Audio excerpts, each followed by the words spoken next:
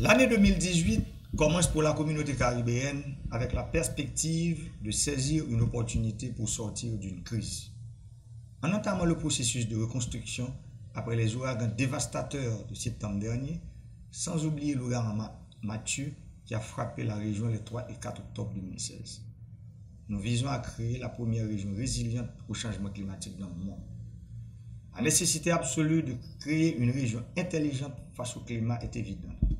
Compte tenu des effets du changement climatique qui nous ont apporté des sécheresses, des méga ouragans, de fortes inondations et des conditions météorologiques inhabituelles qui nuisent à notre développement.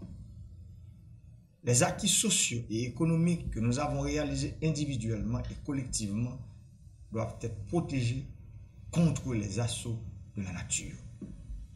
La production de gaz à effet de serre des États membres de la CARICOM ainsi que celle des États non membres est pratiquement nulle, même s'ils en subissent une part disproportionnée des conséquences.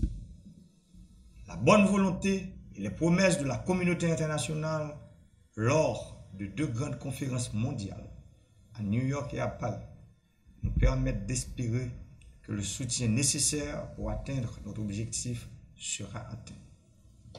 Nos efforts s'inscrivent dans le contexte du plan stratégique de la communauté caribéenne pour la période 2015-2019.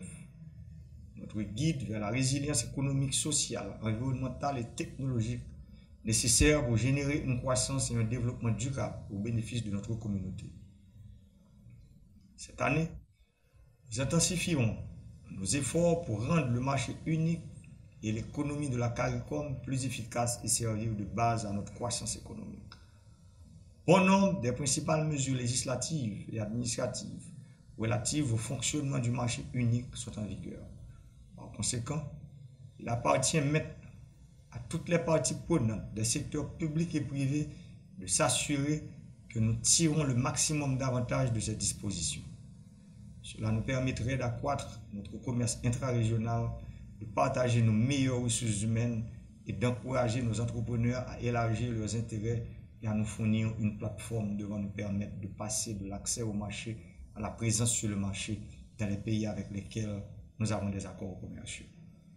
Le CSME reste sans aucun doute notre meilleur véhicule pour créer la résilience économique dont nous avons besoin.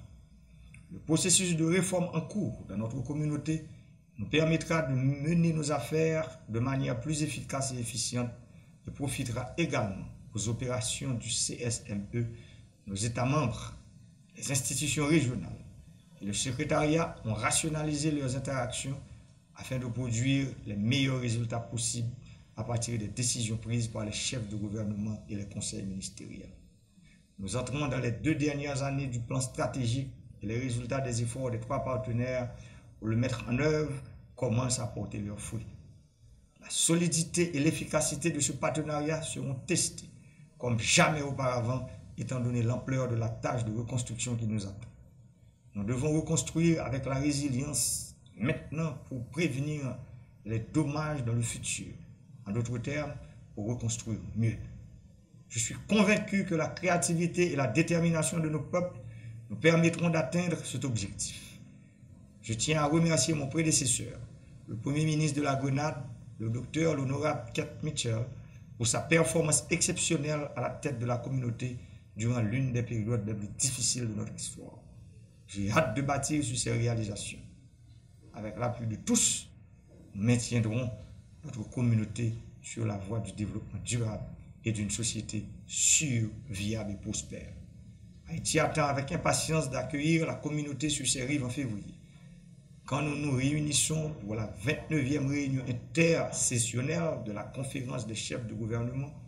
La chaleur et l'hospitalité du peuple haïtien vous attendent.